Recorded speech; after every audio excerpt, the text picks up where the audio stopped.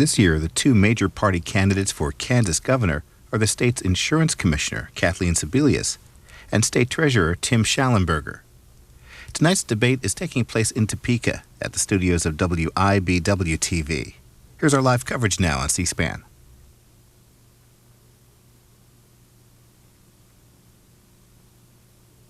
And Lori Hutchinson will visit with some of them. We're also fortunate to be joined by a media panel who will share their questions. They are, as we introduce them to you from left to right, John Mooney of Cake Television in Wichita, John Peterson of the Kansas City Star, and John Hanna of the Associated Press State House Bureau. Incidentally, tonight's forum is also being seen on KCPT in Kansas City, Cake TV in Wichita, and on cable via C-SPAN. Again, our forum tonight is between the two leading candidates, and let's introduce them to you now in alphabetical order. First, Kansas Insurance Commissioner Kathleen Sebelius. The two-term commissioner is the Democratic candidate.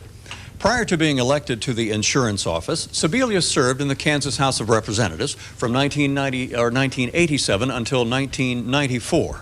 Our other candidate is State Treasurer Tim Shallenburger. Shallenburger is the Republican candidate in his first term as State Treasurer. Before that, Mr. Shallenburger spent 12 years in the Kansas House, including 2 terms as House Speaker. Now, under the format of our debate, each candidate will have a minute 30 to respond to our questions. Jeremy Goodwin of our staff will keep the time, so 90 seconds for each answer. And we begin now with a 2-minute opening statement, and we'll be ending with a 2-minute closing statement. A coin toss determined who begins. That would be Mr. Tim Shallenburger. Mr. Shallenburger. Thank you very much, and thanks to WIBW for offering the people of Kansas this debate.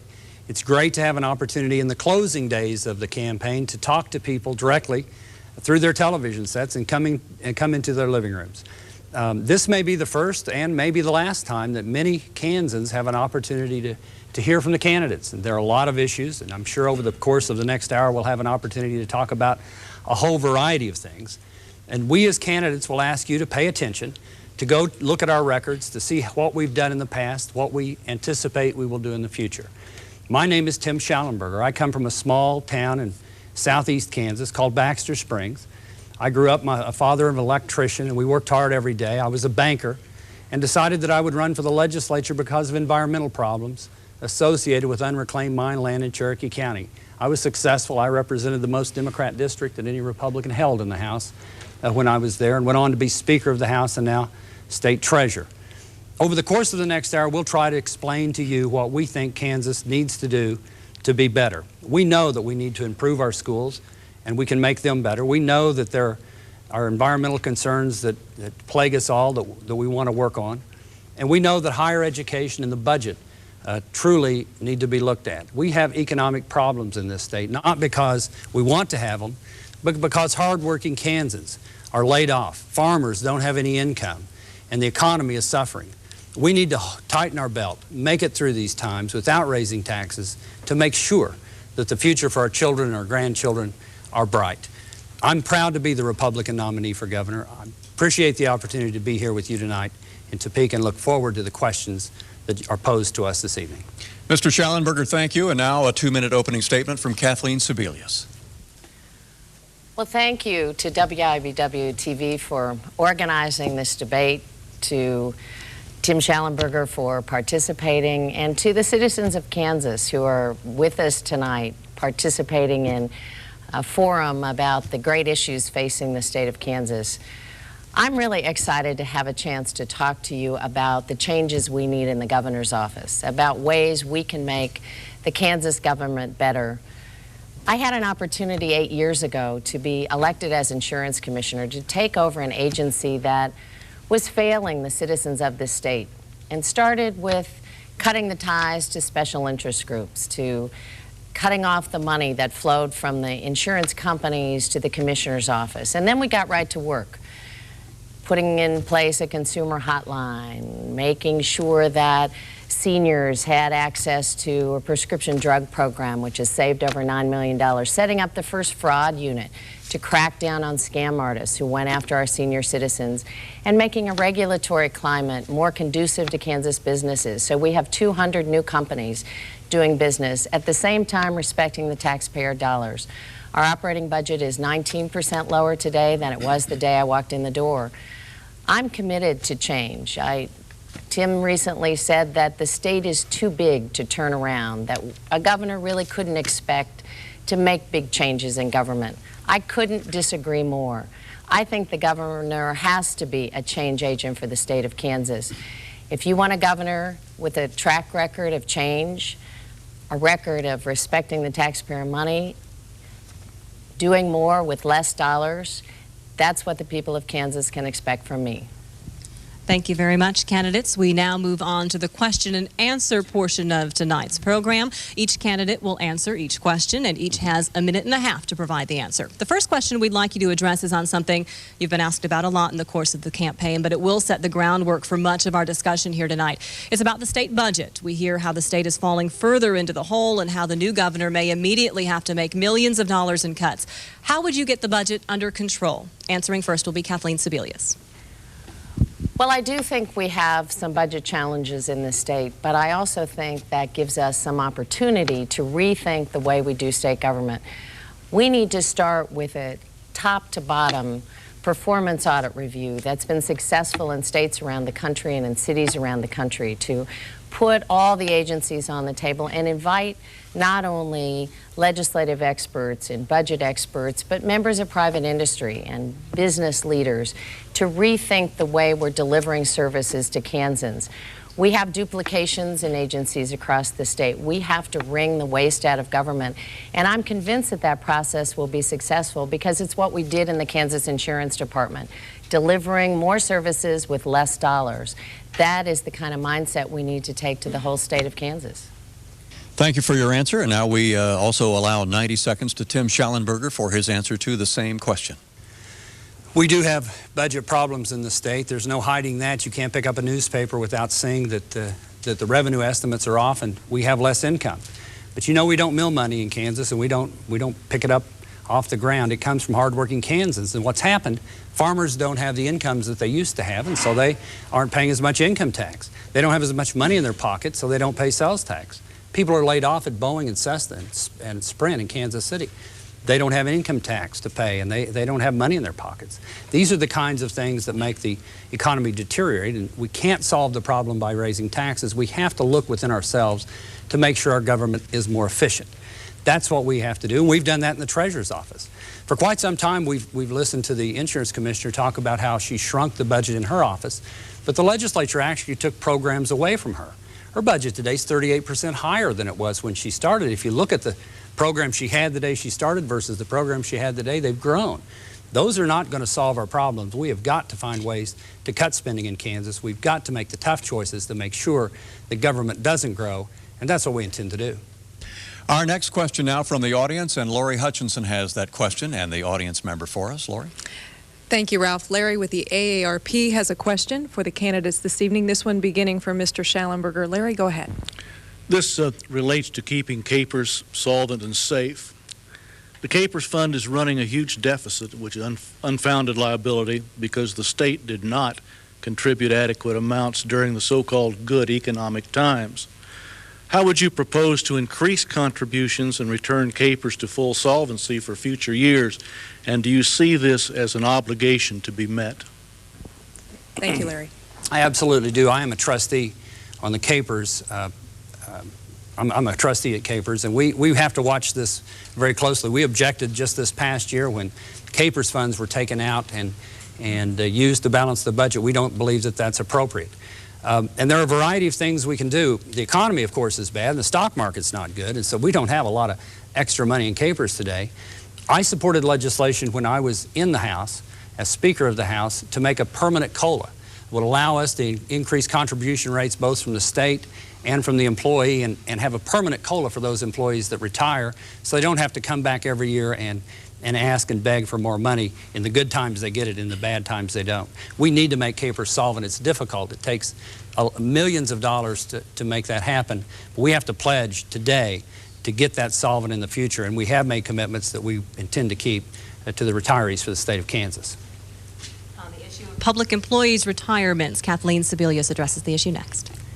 Well, I think one of the duties we owe employees who spent years in state service is to make sure the pensions they contracted for during those years of service are there for their benefit in senior years.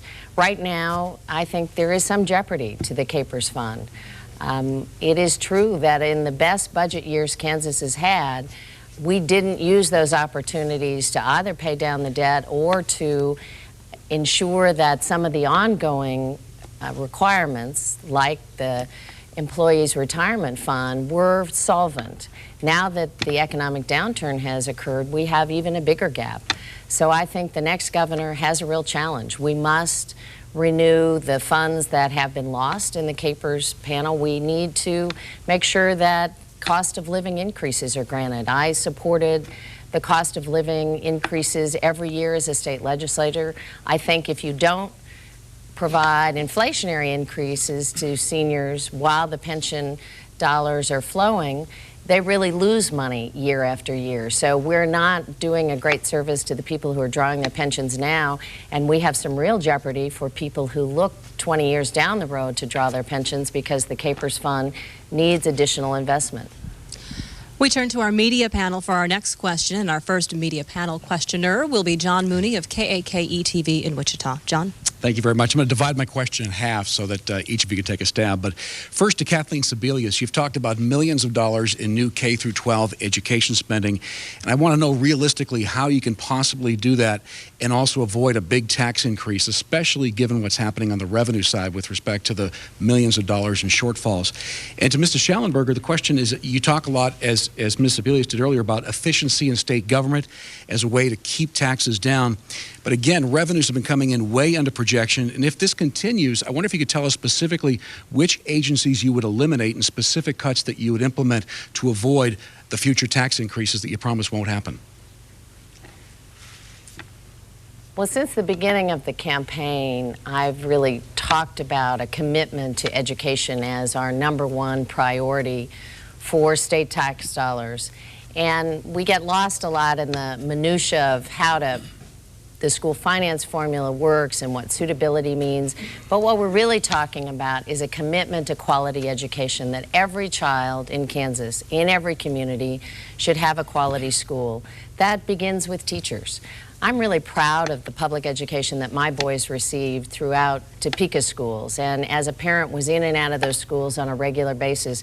Every child in Kansas should have an opportunity to go to those schools, and it's intimately tied to our economic recovery. We don't have a chance of making it as a progressive state in the 21st century without quality schools, because good jobs and good businesses will not stay in communities where the school isn't excellent. So if we want an economic recovery in Kansas, we have to recommit ourselves to make sure that every Kansas child, regardless of where he or she lives, has access to the best teachers and the best technology in the classroom. That is going to take some additional resources, and I think that should be the priority that we commit ourselves to for the 21st century. All right, and the efficiency and revenue shortfall question to Tim Shallenburger. Well, we're not going to have an economy that grows if we raise taxes, and so we have taken the approach that we're going to have to hold the line here in the short run and make sure that we get our economy going again. As we said earlier, taking more disposable income out of the pockets of Kansans will not, in the long term, help the economic situation in this state. The alternatives are limited. If you take the shortfall that we perceive we'll have today, it's about 7.5% we're going to have to reduce spending outside of K through 12 education. If we hold schools out of the cuts, we're going to have to cut about 7.5% in the rest of the budget. We believe that we can find those. And we believe that we can help schools spend money more efficiently, too. We know in Kansas we have a lot of administrative costs. We want to get money to the classrooms so the teachers teach and the students learn. Cut out some of this administrative burden. We don't believe the solution is just more money. We believe we're going to have to work hard. We're going to have to find alternatives. We're going to have to grow our economy, because a growing economy will make the general fund picture much better. We just read a Wichita Eagle article that said to fund what Sebelius has recommended, it would take about a $500 tax increase on a $100,000 home. That would be money go to schools. I don't doubt that. But that's also the money that we have to spend in Kansas comes from you, the people. And so the alternative is, do we hold the line? Do we raise taxes? I think we have to hold the line and just grow our economy. All right, Mr. Shallenburger, thank you. Well, the election is 2 weeks from today, and as this debate was approaching, we asked some of our viewers here in the Topeka area to email in some questions. And we want to bring some of those questions that the viewers have sent in. Ron Harbaugh is standing by with that. Ron? Thanks, Ralph. Well, we did receive a number of emails from our viewers, and some came from people with disabilities, and they were mentioning in their emails the problems that they've had in finding work. And so their question is to the candidates, and Mr. Shallenburger will begin first, what would you do as governor to provide more work options and choices for Kansans with disabilities? I believe we need more work options for everyone, and specifically those with disabilities are probably on the last rung right now as employers are laying off and looking at who they're going to hire. We need to make sure that everybody has an opportunity to a good job in Kansas. There again, we're back to economic growth. We have to do things to improve our ag economy so the general fund has more money. We have to find ways to have business expand in Kansas. You know, we always try to get the home run, the grand slam, go out and recruit some big business to move in. The most important thing we can do is make sure the businesses that are here expand and grow. I think that's why the National Federation of Independent Business endorsed my campaign. They understand that small businesses is the place where the factory where employment occurs. And we need to make sure there are job skills and training for all Kansans, the disabled and those that are out of work. We can make Kansas better. We can grow this economy. It's just going to take a lot of hard work, and as governor, I intend to roll up my sleeves and go to work every day. Providing more job opportunities for Kansans with disabilities. Kathleen Sebelius, 90 seconds to you. Well, I think it is an opportunity, frankly, for all Kansans to have meaningful work and be able to support themselves and their families. And I've certainly been committed to that throughout my career. I do think the issue is how do we find ways to grow the economy, and I'm committed as a new governor to be the economic ambassador for Kansas. I think we need somebody who comes to work every day, rolls up her sleeves, and commits to finding ways to help small business owners, entrepreneurs, factory workers, and out-of-state companies see Kansas as a great place to do business. You know, it's what we did in the insurance department by taking down some regulatory barriers and meeting with stakeholders, inviting companies in. So we have 200 more companies doing business in Kansas, and the market has grown by almost 60%. That's good news for the financial services industry, and we need to have that same good news for workers across the state. Having opportunities for all Kansans, whether they're fully able or disabled, rich or poor, getting them the workforce training that they need, making sure they have the opportunities is something a governor can take very seriously. Thank you, Mrs. Sebelius, for that answer. We'd like to talk about gun control. Events in our nation's capital are bringing the purchases of assault rifles right back into the spotlight. And I'd like to ask both candidates how they feel about the issue of gun control, anything they want to add on assault rifle purchases and background checks, as well as a very topical issue here in Kansas of concealed carry for retired or serving law enforcement officers. And we'll begin with Kathleen Sebelius on that question, please. Well, I fully support the Second Amendment rights of Kansans to own and bear arms, and actually the Kansas Constitution gives individuals more individual rights than does the U.S. Constitution. I also have supported the legislation that was introduced but not passed that would allow retired law enforcement officers to carry concealed weapons. So that's the standards that I would take to the office of governor. And over to Mr. Shallenburger for that 90 seconds on the gun control question. Thank you. It's a tragedy in America today that there is so much crime. Just today, again, we had another shooting in Maryland, and it's a sad thing that we are afraid when we walk down the streets, that we're afraid when we get in our cars. You know, my wife used to work retail, and she would leave the mall with the bank deposit and feared for her life at times when she had to drive across town to make that bank deposit. I fully believe that people should have the right to defend themselves. Kansas is only one of, I think, 7 states now that don't have some kind of right to carry laws, and I have supported those in the past, and I continue to. I was given an A by the sportsmen's groups. Kathleen Sebelius was given a D or an F on her support. She introduced legislation to ban some guns, more guns than even Bill Clinton did when he was president. I think there is a difference, and I think you just can't take for granted what is said here, because there are grade cards, there are report cards, and there's legislation that's been voted on. We believe people have the right to defend themselves, and I can tell you if I lived in Maryland today or in Washington today that I'd be defending myself because I think we have that right, and I think we need to protect ourselves and our families. We return to our media panel for our next question. That comes from John Peterson with the Kansas City Star. John? Since both of you have been talking about eliminating waste and inefficiencies in government, would you favor consolidating local school districts as a means of saving state dollars? Shallenburger first. I think we've made a fundamental mistake in 1992 with our school finance bill, and I'm going to get to your answer here, John. Trust me. And what we did then is we took local control away from school districts. And we basically had this government school district that was run out of Topeka. I think public education should be a family issue, it should be a local issue, and there should be local concerns that outweigh state concerns. So I do not support a broad consolidation effort. I think if local school districts want to consolidate, we should give them incentives to do that. We clearly need to find more efficient ways to fund schools in this state and allow local districts the ability to raise their own revenue. But I don't support the state telling school districts, for example, that we have too many school districts and it's time to eliminate some. I think school districts should still be the property of the patrons in that area and the parents who send their kids there. And the consolidation of districts question to Kathleen Sebelius. Well, I think it's a little confusing to tell where Tim stands on school issues.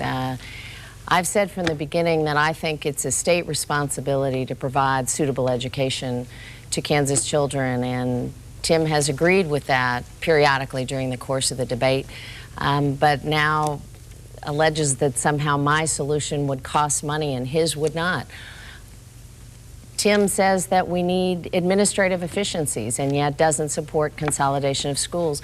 We have 304 school districts in Kansas, and 6 of those districts have a third of the children under their jurisdiction. The other 298 have the other 2/3 of Kansas children. I do think we need, in these tough budget times, to look for ways that voluntary consolidation is accelerated. I think we need to have the financial incentives available to make it easier for administrative efficiencies to be achieved. It's a part of the school finance formula that, frankly, the legislators under Tim's leadership as Speaker and the years he was in the majority have never revisited. We have financial disincentives right now for smaller districts to achieve administrative efficiencies. If we want those dollars in the classroom, if we want them to pay teachers more, we need to eliminate some of the layers of administrative costs. Thank you for that answer. We go back to the audience for our next question, and Lori Hutchinson has that for us. Lori? Thanks, Ralph. Ted has a question, and this one will be addressed to Kathleen Sebelius first. Ted, go ahead. Yes. The out-of-control costs of prescription drugs strike fear in the hearts of many seniors. What steps would you take in expanding and/or fully funding the state's prescription drug assistance program in order to promote a comprehensive drug benefit for low and moderate income old folks with disabilities? And what should the funding source be? Mrs. Sebelius. Well, I think you're absolutely right, Ted, that we have a huge problem. Too many Kansas seniors are faced with a terrible choice of paying rent and buying food or buying the prescriptions they need to keep them healthy. That shouldn't be a situation that anybody's in. I've been running for the last several years a drug program out of the Kansas Insurance Department that's helped hundreds of Kansas seniors save almost $9 million in prescription drug costs. But I know that's the tip of the iceberg because we see people every day who don't qualify for the rules or can't qualify for the drugs that they need and are still faced with those terrible choices. I'm hoping that Congress enacts a full prescription plan, but in the meantime, I have a plan for the state to join with surrounding states like the Northeast, lever our buying power as a state against the large pharmaceutical companies and share those savings with Kansas seniors. That could make a big dent in the cost of prescription drugs. We also need to fund the drug assistance program that was put in place by the legislature a couple of years ago, which right now has such a small amount of money that only very few Kansans qualify. Mr. Shallenburger? That is a great question. I recall when I was in the legislature, the McCoy family, maybe Mrs. McCoy is watching tonight, from southeast Kansas, and I went over and we sat at the kitchen table and they laid out their costs for drugs, their rent, the amount of money they spent to eat, and they didn't have enough. They flat didn't have enough. It's about $700 a month they spent a few years back in prescription drugs just for the husband. $300, $400 for rent, put a little gas in the car, they had about $1,000 worth of income. That's a terrible, terrible situation to be in. The question you ask is, what can the government do about it? We need a partnership with the federal government. We know that they are getting close. If one body or the other passes one on the other side, it's all got caught up in political pandering in Washington. But we need to work with our delegation, their congressmen, the president. I know those people, and we can work with them, just as I worked with legislators, a Republican and Democrat, rich and poor, in the House to find solutions. I don't have a solution today. We do know that there was money set aside for drug programs that got spent. We know that there are a number of legislators who are concerned about it. I think we need a plan, and we need to talk to the federal government, make sure that we understand where they're going, but then find ways to help Kansans ourselves through a whole variety of means. It's an expensive problem, and I can tell you, if you have a lot, my father died 2 years ago, and he had a lot of prescriptions on the table, and it's a terrible, terrible pain in your heart when you worry about paying for prescription drugs. Thank you very much. We want to take another question that our viewers sent in. Ron Harbaugh has that. Another medical question that was called in by one of our viewers. Of course, Topeka being the state capital, there are a lot of state workers and retired state workers. And one of them wrote in and said something about state retirees are suffering because of Blue Cross Blue Shield rates, which keep going up. And their question is, how would you go about getting those rates under control, or perhaps getting a different provider, going to Mr. Shallenburger? Well, I'm one of those state employees. Both Kathleen and myself are state employees at the moment, and so we fight that problem. Blue Cross rates went up more than 20% this year, just this year alone. And a study that was just released a few months ago said that health insurance rates in Kansas are going up faster than surrounding states. They're still not nationally high, but they've been going up a little faster. They've been relatively flat in other places and growing here. It's a problem. There are a couple things we could do. We have mandated in Topeka a lot of good ideas. We're going to cover this and we're going to cover that. And we're telling the insurance companies, you're going to provide coverage for this, or you're going to provide coverage for that. And they smile and do it. They just pass the buck along to us. And what happens is we get insurance rates that are now prohibitive for certain people to contribute to the group plans.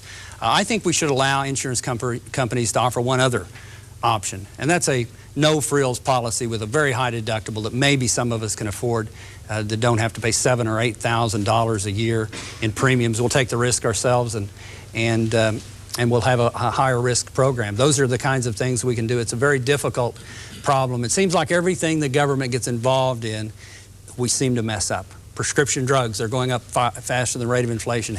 Insurance, it goes up faster than the rate of inflation. College tuition goes up faster than the rate of inflation. I'm not sure the government is the best solver of all these problems. And sometimes, out of the goodness of our heart and adding mandates, we've run up the cost of insurance. Kathleen Sebelius, the question to you. Well, I think all Kansans struggle with affordable health care.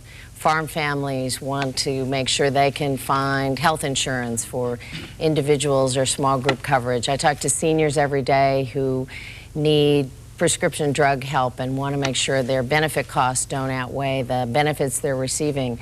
Employers know how intimately health care is tied to them retaining and keeping good employees. And frankly, we need a variety of solutions. The good news is more Kansans are insured than virtually any state in the country, so more Kansans have been able to afford health care. We also have health costs lower than the national average, but they're still too high. So tax incentives for business owners and help with prescription drugs are starts of the problem. But one of the reasons I turned down the takeover of Kansas Blue Cross Blue Shield by Anthem Insurance of Indiana was that we demonstrated that the costs would have skyrocketed.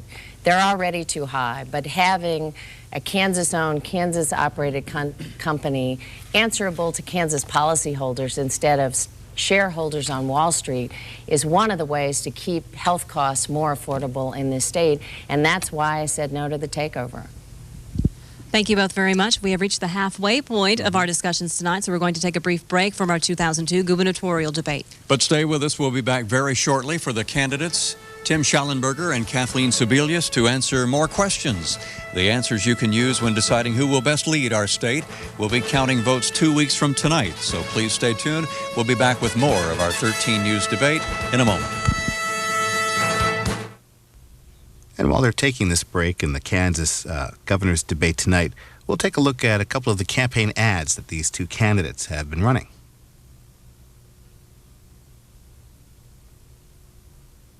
If we can find a better way to spend education tax dollars, if we can give schools and parents more freedom and stop relying on the same failed ideas, can you imagine the future we can build for our children?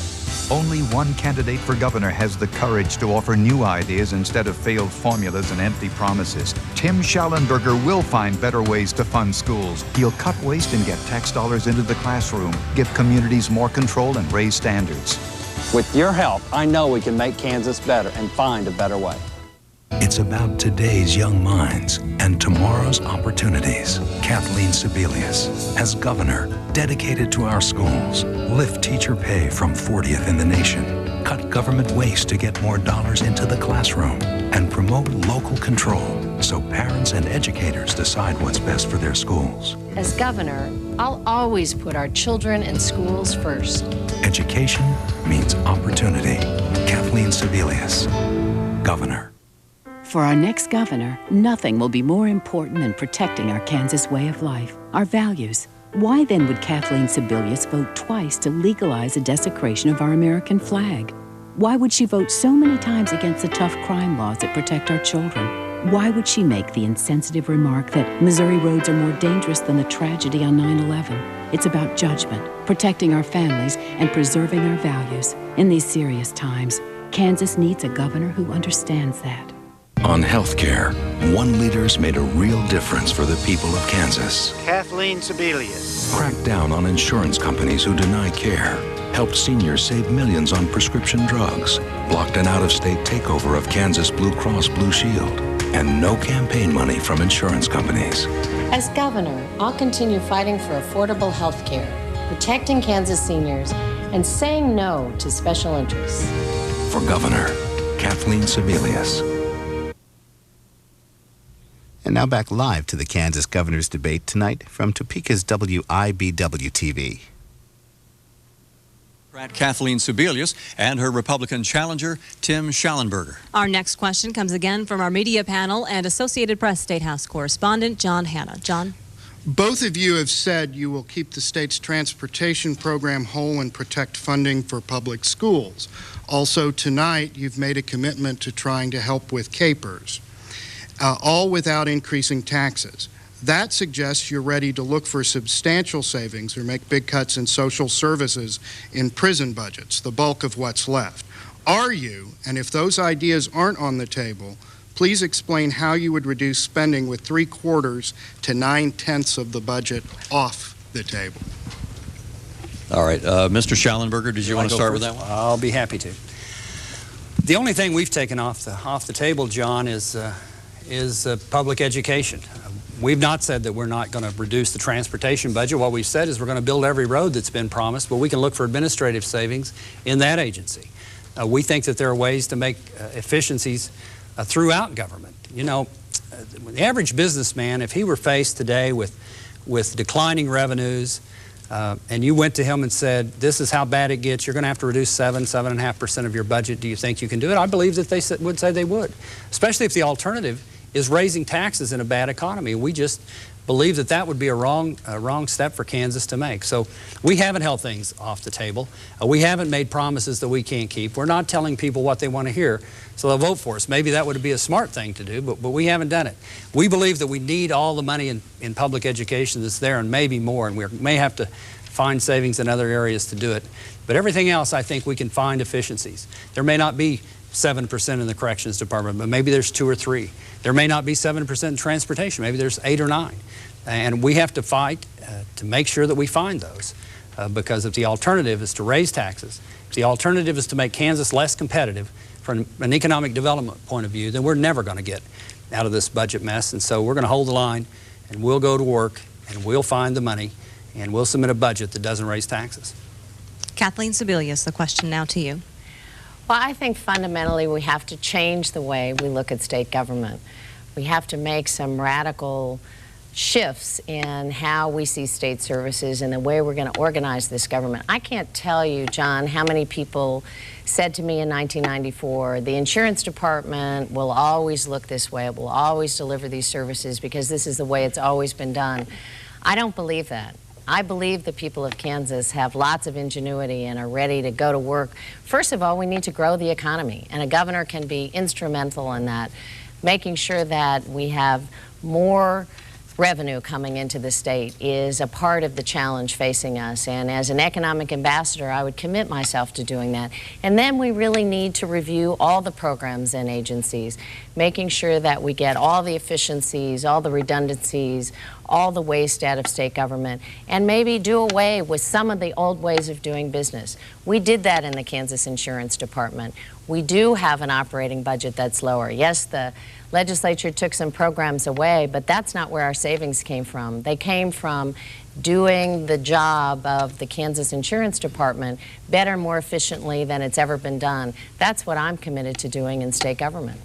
All right, thank you for the answer to that question. Now let's go to another viewer question. Ron Harbaugh has that for us. Ron? We're off an education question here that was emailed in from one of our viewers. And the question is, are you in favor of vouchers to allow students to attend private schools? And Kathleen Sebelius, you may start first.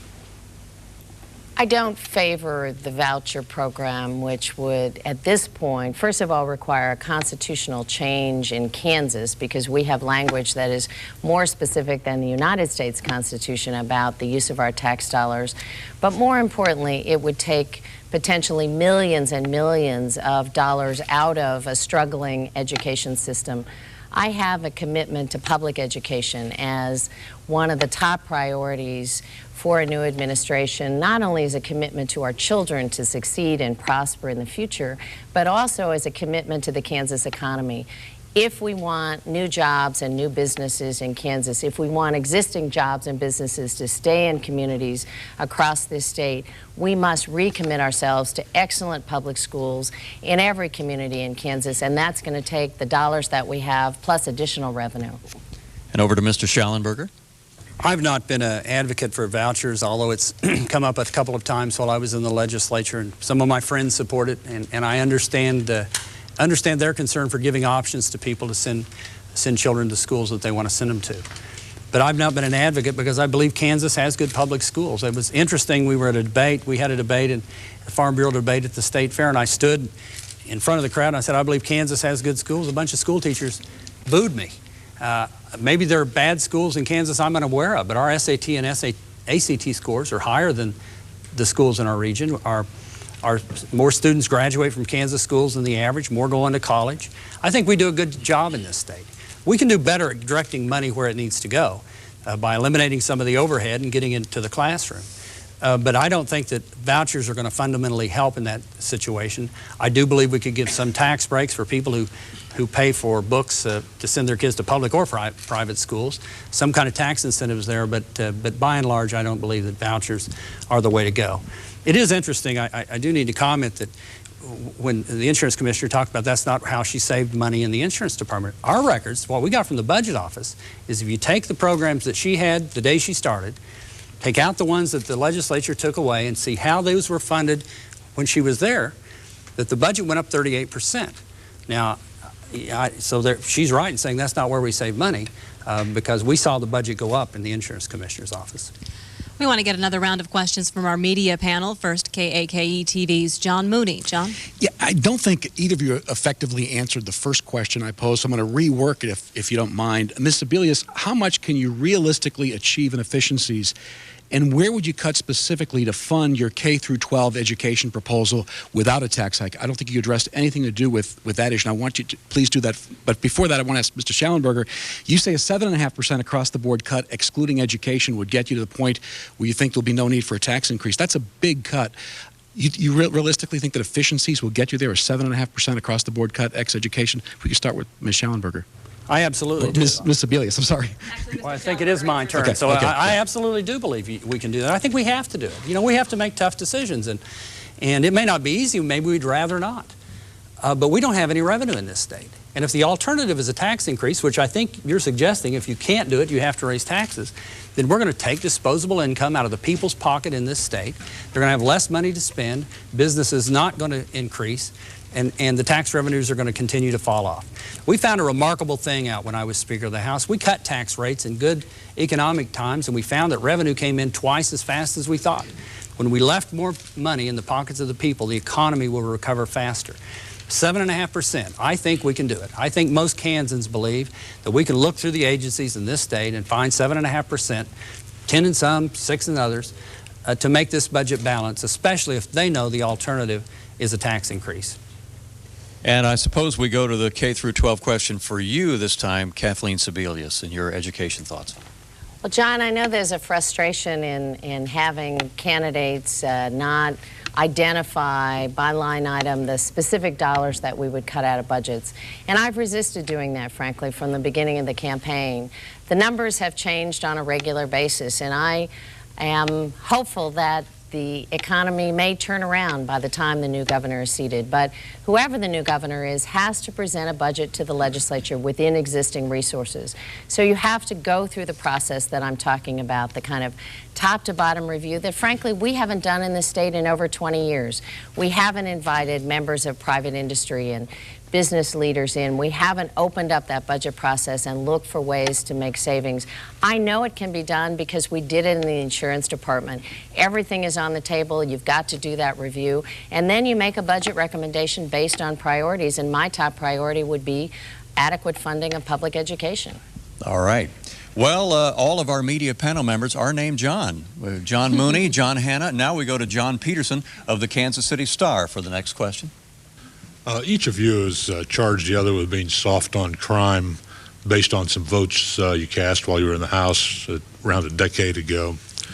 What steps would you propose today if you were elected governor to make Kansans feel safer and to be safer? Kathleen Sebelius answers first. Well, I think the safety and security of all the citizens in this state is an important role for the governor to play. And frankly, after September 11th of last year, our sense of security will probably never be the same. The state has an important role to play in making sure that Kansas is safe from terrorism. K-State is doing some cutting-edge work in bioterrorism research, and having a safe and secure food supply is probably as important to our anti-terrorism measures as anything going on in the country today. I think we need an infrastructure throughout the state to protect our citizens and make sure that the personnel, whether they be firefighters or police officers or sheriffs, can communicate with one another. We still have gaps in that system.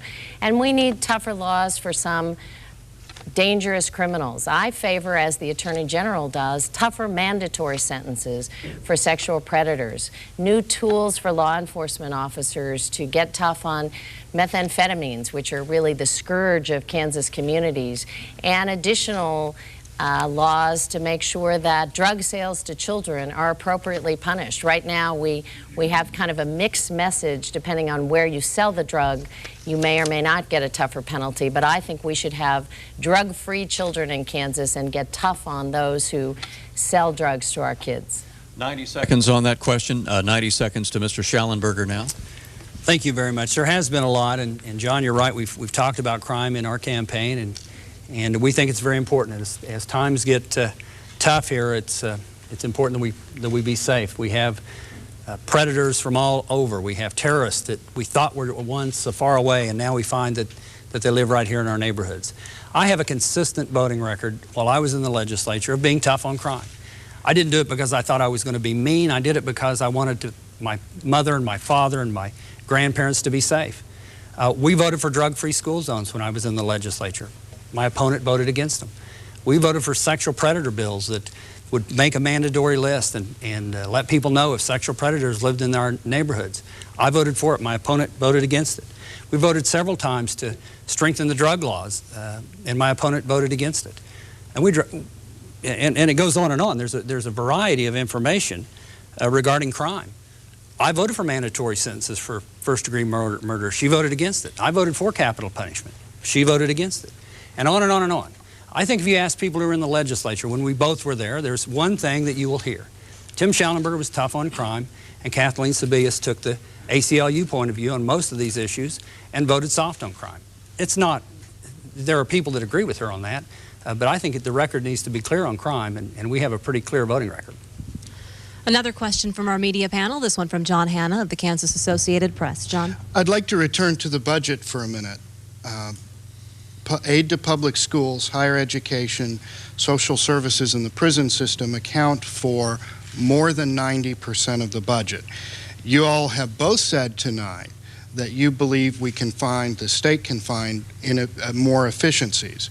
What specifically have you seen in the Board of Regents system or SRS that leads you to believe that we can find that much efficiency? A specific example, please. We begin with Mr. Shallenburger. Well, here we are again, asking for specific examples to cut in the budget when we don't know for sure what the numbers are. And I think Kathleen was right a while ago when she says we take the criticism of that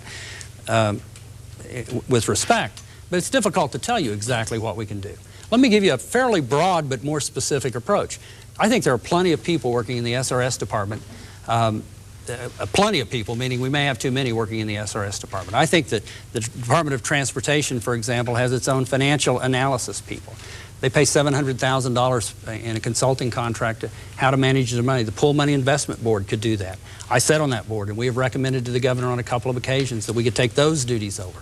And I think we need to take the middlemen out of government. I don't believe we're the most efficient operators out there. I believe that in Kansas, the best people, the most important person in the Treasurer's office is the one that answers the phone. And we need to make sure that where the rubber hits the road, we have staffing to provide service. But there's a lot of upper administrative costs, the cars, the tunnels. I can go on and on about the buildings and the refurbishing of the buildings, things that in a bad economic time we probably shouldn't do. My dad never built onto the house when he was laid off. He never bought a new car when he was afraid he was going to go on strike. We kind of saved up in the bad times, tried to batten down the hatches and make it through. That's what we're talking about doing in Kansas government. I think that's what most Kansans expect us to do. And over to Kathleen Sebelius. Well, John, I'll try to get to your answer in a minute, but I need to take just a moment to straighten out the record. I am really unhappy that my opponent has found it necessary in the closing weeks of this campaign to distort my legislative record, to challenge my values and my views. I'm proud of the endorsements I've had from the Fraternal Order of Police, from the Firefighters Association, from the Troopers Association, who are involved in public safety day in and day out. I think they best know how to keep Kansans safe. I'm proud of the 25 law enforcement officers that came to Topeka and asked Tim Shallenburger to take his ad off the news. They found it distorting. They've worked with me and look forward to working with me. I did make some votes in the legislature different from Tim Shallenburger. I have tried not to pick votes out of isolation and to explain my views on issues, but to challenge my belief that we need safe communities, that as a mother I would do anything less than protect our children, I think is an act of desperation in the closing days of a campaign.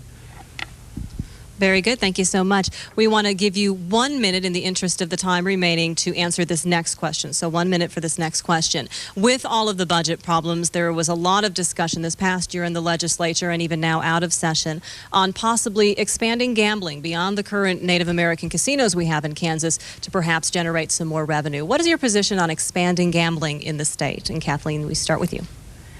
Well, when I was in the legislature, pari-mutuel had been passed and the lottery had been passed, so the state, a majority of voters in this state authorized gambling for the state of Kansas.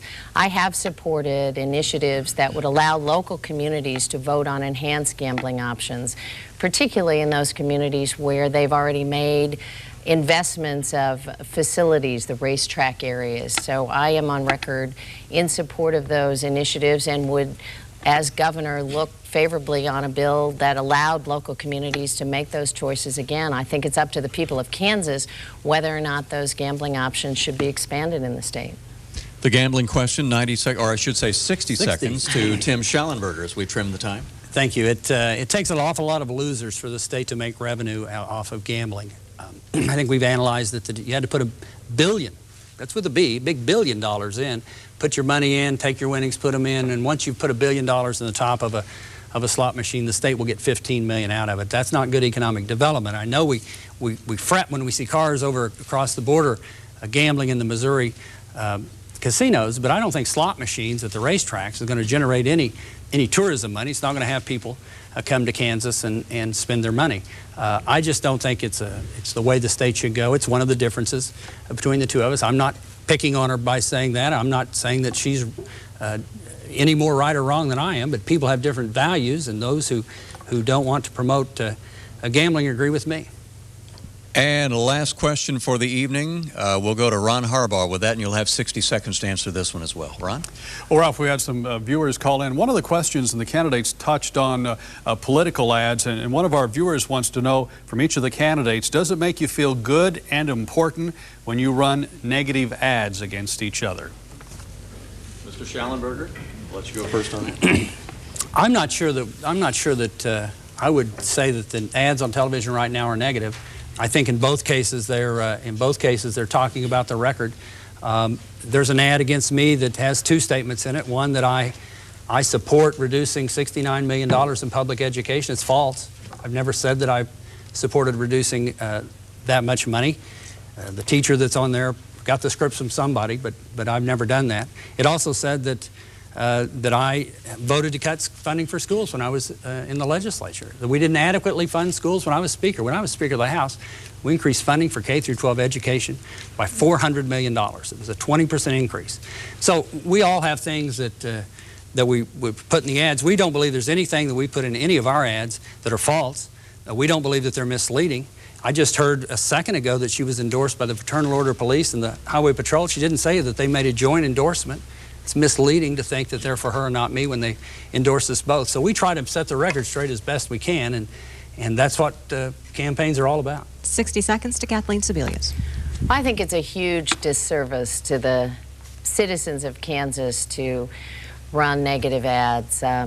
I have tried my best during the course of this campaign to talk about the issues. One of the top issues I feel is funding for public education, and unfortunately, Tim, you're on the record, on tape, in newspaper interviews, saying over and over again that a 3% cut in public education is acceptable. We can play the tape for you. Maybe you didn't mean to say that, but it is what you said. I do find that taking soft on crime votes out of context, of portraying somebody as not having Kansas values and standing up for Kansas family is a disservice to the citizens of this state. And I think they deserve better. I think they deserve better in the candidates for governor. I think they deserve better in the leadership of this state. And I'm committed to spend the next 2 weeks of the campaign talking about the serious issues facing us as Kansans. Well, we're certainly looking forward to the final 2 weeks of the campaign. Our time for questions in this 13 News Forum has run out, and we thank everybody for their questions. Right now, we go to the final words from the candidates as they deliver 2 minutes of closing statements. That's right. Each has 2 minutes, and per the coin toss, Tim Shallenburger will begin, Kathleen Sebelius second. Mr. Shallenburger. Well, thank you, all of you here tonight, those in the studio audience, the questioners, the Johns up there that asked the questions for the media, and to WIBW. It's great to have this opportunity. As I think I said when I started, this may be the first and the last time that most Kansans have an opportunity to hear more than a soundbite or a television commercial about what the people of running for office believe. I've had the privilege over the past 16 years of being involved in public service. I'm a fourth-generation Kansan from a small town in southeast Kansas, and we've every day that we've been in public life, we've tried to be honest and forthright, tell people what we're going to believe. Some agree, some disagree. That's the way it all falls. 4 years I was Speaker of the House, and we led the way in reducing taxes in Kansas. We still had record amounts of money. At one time when I was Speaker of the House, we had nearly 19% of the state budget in the bank. And we wish those days were back because the money's all gone now. The question becomes, what are we going to do in the future? And I think you can look at what we've done in the past and to some extent determine what we're going to do in the future. I have been tough on crime. I'm not saying that if you're not, you're unpatriotic or you're less of a person. I just think that it's a judgment. I did vote for drug-free school zones. I thought that those were important. I did vote for the sexual predator bill. I thought that was important. When I was in the legislature, we didn't vote for general tax increases at the state level. I didn't vote to increase the sales or income tax. My opponent did. Sales, income, taxes on utilities. There's a whole variety of things that we differ on, and it's not bad. It's democracy. You know, I was a George Bush guy. She was an Al Gore guy. Those are just the facts of life. And I think as you try to make the decision on who you want to be governor, I think it's important that you look at the records. We have a website, timshallenburger.com, an agricultural plan, an economic development plan, a plan for children and families, a plan for education. Take the time to check us out. You may decide that you're going to vote for my opponent, and that's fine, but get involved in the process, and most of all, 2 weeks from Tuesday, make sure you go out and vote. And Kathleen Sebelius, we'd like to offer you 2 minutes for your closing statement. Anything you'd like to say? Well, thank you very much again to WIBW for sponsoring the debate tonight, to the studio audience and the questioners and moderators who are here, to my opponent for participating, and to those of you who are tuned in to watch this great debate. You know, Tim and I have traveled around this state over the course of the last several months. This is our 12th and final forum together, and I find it remarkable that we talk here tonight about telling the truth and making sure we're honest, because frankly some of what's going on in this campaign is behind the scenes and has been deceptive and dishonest. I'm really unhappy with the phone calls and the forums and the website attacks. But recently, Tim sent a fundraising letter that I think is way out of bounds. He's calling me a dangerous, lying liberal who will ruin our schools and endanger our children. Now, if that's going to be good for the people of Kansas, I'd be surprised. Here's my commitment to the citizens of Kansas. I want to spend the next 2 weeks of the campaign talking about the serious issues facing us as Kansans, talking about ways we can change government, talking about ways we can change politics, hopefully getting people involved in the process and not discouraging young, interested Kansans from running for office because they don't want to put up with the assaults and the attacks on their values and their visions. So my commitment is to get up every day and work hard for the citizens of this state. I'd appreciate your support, I'd appreciate your prayers, and I'd appreciate your vote on November 5th. Thank you very much. Kathleen Sebelius and Tim Shallenburger, we thank you both so very much for getting this hour-long discussion out to the voters of Kansas as they make this crucial decision. We appreciate their time as Kansans decide who will get their vote in the election November 5th. We should mention you will be seeing 2 other candidates on the ballot when you hit the polls November 5th. Dennis Hauber is running for the Libertarian Party, and Ted Pettibone is the Reform Party candidate. You'll be hearing from each of them next week on our Live at 5 news program. And we also want to mention the names you'll be seeing alongside Kathleen Sebelius and Tim Shallenburger. Ms. Sebelius' running mate is John Moore, a former Cessna executive, and Mr. Shallenburger is running with David Lindstrom, who is a businessman in the Kansas City area. And that ends this special On Your Side forum. You've met the candidates and hopefully have a much better idea now of their positions and how these two plan to help the state of Kansas. We thank the candidates and their support staffs for working with us tonight, as well as all the other moderators and audience members, and all of you for watching. The general election is coming up November 5th. Good night to all of you. And this has been a special news report from WIBW TV in Topeka, Election 2002. On behalf of Melissa, Lori Hutchinson, Ron Harbaugh, and the John gentlemen on our panel. Thank you for joining us. Have a good night, and don't forget to vote 2 weeks from today. Good night. This campaign season, see more than 100 debates in key House, Senate, and governor's races live on CC.